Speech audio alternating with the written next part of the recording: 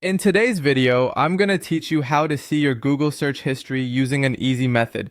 Let's dive right in and explore how you can access your search history across different browsers on your desktop, whether you're using Chrome, Firefox, or Edge.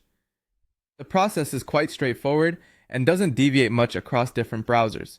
First, you'll need to open your browser and head over to myactivity.google.com.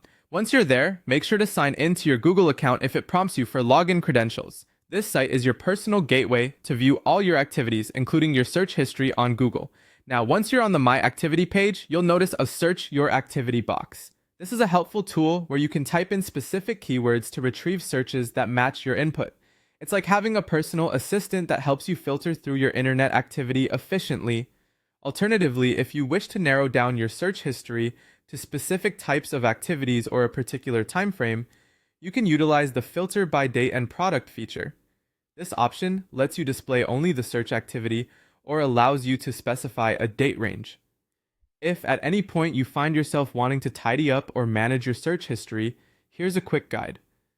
To delete a single entry, simply click on the three-dot menu located next to the specific item and select Delete. It's a quick way to get rid of any individual search entries you no longer need.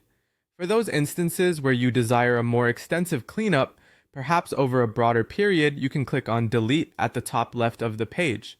From there, you can decide to erase activities from the last hour, last day, all time, or specify a custom range to suit your preference. Occasionally, you might think about the privacy and decide that you no longer want Google to store your future searches. To do this, navigate to your Google account. Once there, go to Data and Privacy, move to History Settings, and then click on Web and App Activity.